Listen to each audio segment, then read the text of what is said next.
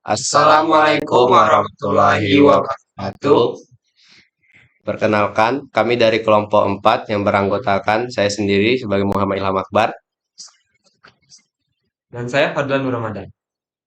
Jadi pada kesempatan kali ini kami akan membahas poin-poin terkait dalam progres pembuatan web library kami. Yang pertama yaitu ada kasus, arsitektur, desain aplikasi, bahasa pemrograman, framework, dan tools yang kami gunakan. Lanjut yang ke pertama ada kasus. Kasus akan dijelaskan oleh Restu Harisandini. Baiklah, di sini saya akan menjelaskan untuk poin pembahasan yang pertama, yaitu kasus. Web ini dibuat untuk orang-orang yang ingin meminjamkan buku ke perpustakaan. Web ini mempermudah para pengguna untuk mengecek status buku yang ingin dipinjam. Status yang dimaksud itu terbagi menjadi dua, yaitu tidak tersedia dan tersedia. Tidak tersedia di sini dimaksudkan buku sedang dipinjam dan tidak tersedia di perpustakaan untuk sementara waktu. Sedangkan tersedia berarti buku sedang tidak dipinjam dan tersedia di perpustakaan. Web ini selalu mengupdate ketersediaan buku untuk dipinjam. Pada kasus ini terdapat dua kondisi.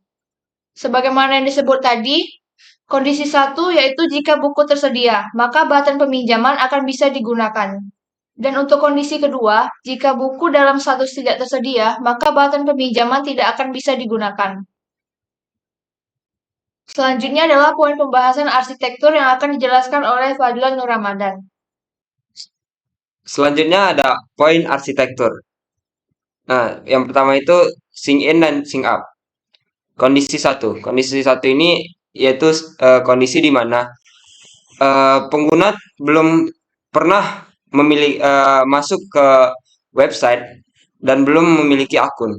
Maka pengguna dapat mengklik tombol sync up, lalu akan dialihkan ke halaman sync up dan diminta untuk menginputkan nama lengkap, email, password, dan retype password. Retype password itu maksudnya mengulangi password sebelumnya. Maksudnya di awal itu kita disuruh masukkan password dan diulangi kembali agar tidak melakukan kesalahan dalam memasukkan passwordnya. Setelah itu pengguna dapat menekan tombol sync up, maka akan dialihkan lagi ke halaman sync in. Nah, jika sudah di halaman sync in, masukkan saja email dan passwordnya. Maka pengguna akan masuk ke menu home. Nah, selanjutnya ada home atau dashboard. Pada halaman ini, berisikan list buku yang ada di perpustakaan. Terdapat keterangan judul buku, cover buku, penulis, label status, seperti yang telah dijelaskan di poin pembahasan kasus. Dan terdapat button peminjaman, search bar yang berfungsi untuk mencari buku sesuai dengan judul. Logo hamburger yang jika ditekan akan memunculkan sidebar. Logo hamburger ini berisi juga beberapa menu di sampingnya. Jika ditekan, dia akan memunculkan sidebar yang berisi beberapa menu, dan jika ditekan sekali lagi maka akan menyembunyikannya lagi kembali. Selanjutnya dalam arsitektur yang kedua ini ada sidebar juga. Nah, sidebar ini seperti yang saya bilang tadi, pada bagian atas sidebar ini terdapat username dan foto user, serta diikuti di bawahnya ada menu, lalu profile, list, history, dan logout.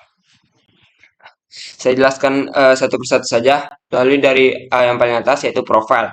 Pada bagian profile, berisi nama pengguna, bio, foto profile, recent read, dua buku yang terakhir dibaca. Dan untuk username dan foto profil bisa diedit. Nah, selanjutnya ada list. Pada bagian list, berisi buku yang ditandai, yang biasanya akan dipinjam dalam jangka waktu ke depannya. Jadi, ada beberapa buku yang akan dimasukkan ke list, tapi kita pengguna itu nggak mau langsung meminjam buku itu. Jadi mereka akan biasanya masukkan ke dalam list terlebih dahulu. Lalu ada history. Pada bagian ini berisi kumpulan nama-nama buku yang sudah pernah dipinjam. Lanjut ada logout. Pada bagian logout berisi pesan konfirmasi untuk memastikan apakah pengguna yakin ingin logout.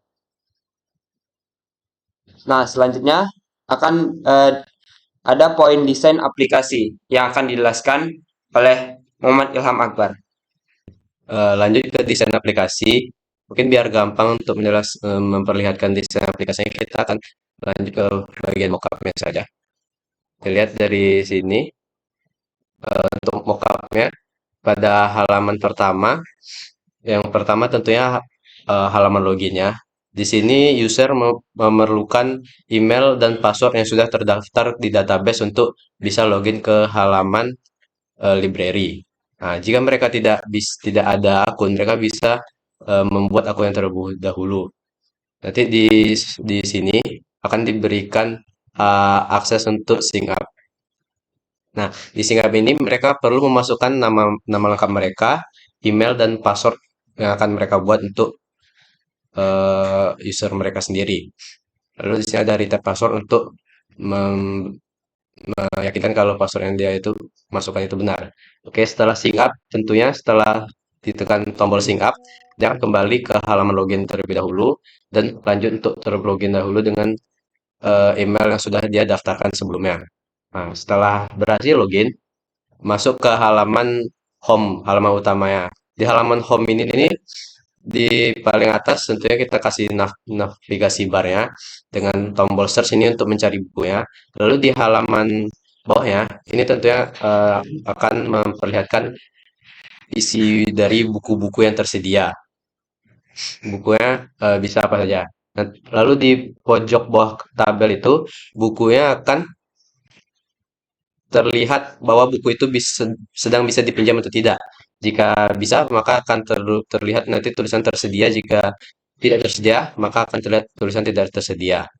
Lalu jika misalnya ini diklik, maka akan muncul pop-up untuk keterangan lebih lengkap tentang buku ini.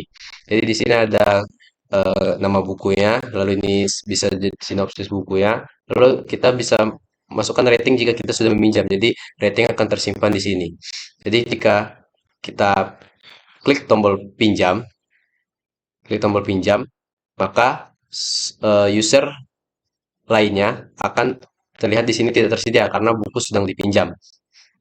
Seperti itu. Lalu di sini ada hapus. Ini nanti jika sudah dipinjam, maka tulisan ini akan berubah jadi tulisan sedang dipinjam.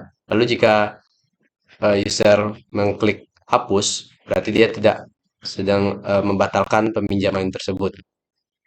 Kurang lebih seperti itu. Lanjut, lalu di sini ada logo hamburgernya. Ini untuk membuka sidebar. Jadi di sidebar ini tentunya ada profil dan nama user.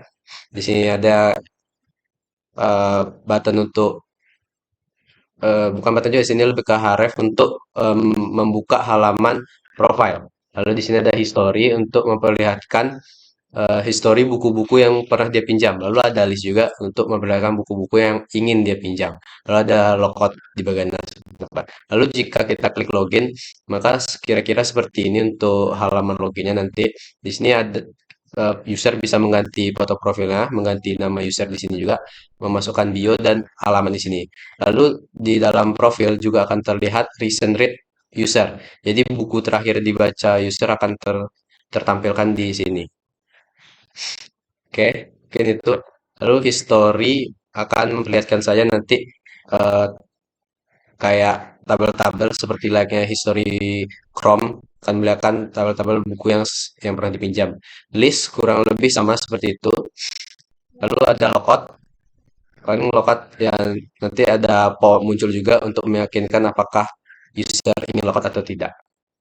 Mungkin itu saja untuk bagian desain aplikasinya. Untuk mockupnya. Lanjut. Oke, lanjut di bahasa pemrograman yang kami gunakan. Di sini ada menggunakan rencananya dan sudah dicicil sedikit. Rencananya akan menggunakan PHP dan JavaScript. PHP untuk bagian backend-nya dan JavaScript untuk bagian front-end-nya. Jadi PHP ini nanti akan menyimpan data-data user, data buku, dan lain-lainnya. JavaScript untuk bagian front-nya. Jadi framework di sini kita menggunakan Next.js. Lalu tulisan di sini ada XAMPP dan VS Code. Baiklah, mungkin sekian yang bisa dapat kami sampaikan. Kurang lebih yang kami mohon maaf. Assalamualaikum warahmatullahi wabarakatuh.